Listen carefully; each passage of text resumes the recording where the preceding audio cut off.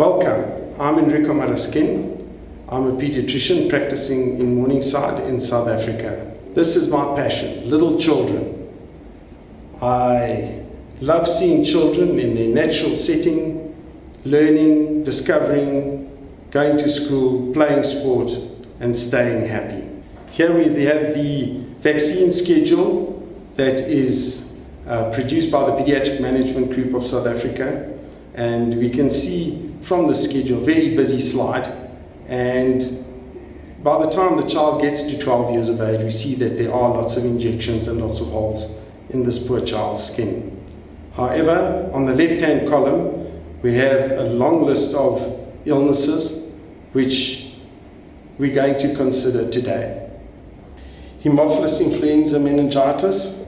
I'll apologize right away for the gruesome pictures, but the bacteria accounts for 80% of meningitis cases in an unimmunized population. The organism is carried in the nasal passage without necessarily causing disease. This means that the carriers often don't know that they are carrying the disease. The illness causes severe damage to the infants resulting from the meningitis, sepsis and pneumonia. Prior to immunization, 2.2 million cases occurred annually with 400,000 deaths per year. The vaccinations that have been introduced have been highly successful, and the incidence has been reduced to 6 cases per 100,000 population. So this illness can result in severe damage quickly, and we had a friend of ours who was on their way to work, and her child in the morning got ill.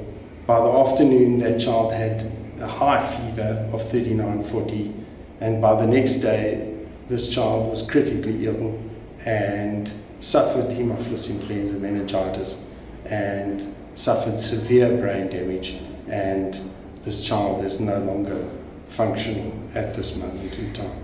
In our pictures, the top picture is a child with meningitis who's also got infection of the eye due to bloodstream infection. In our bottom picture, we have a child who's suffered septicemia, and this does not allow normal circulation of bloodstream to the body and can ultimately cause gangrene, which requires amputation of limbs that are affected by this condition. So, having considered the facts pro and con vaccination, what is your decision? I came across this site on the internet. I consent to being forcibly restrained and injected with multiple viral strains, preservatives and heavy metal adjuvants. Said no baby ever. Having looked at all the facts in our talk, you can see that the effects or side effects of the vaccine are very small if one compares it to the devastating effects of the illnesses that we deal with. If we have a look at the right-hand slide, we have a child who's fully immunized and protected against these life-changing illnesses.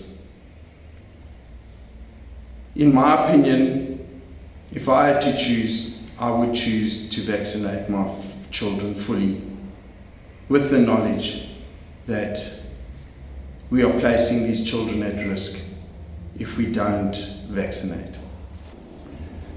So thank you for joining me, Enrico Maraskin, in this discussion.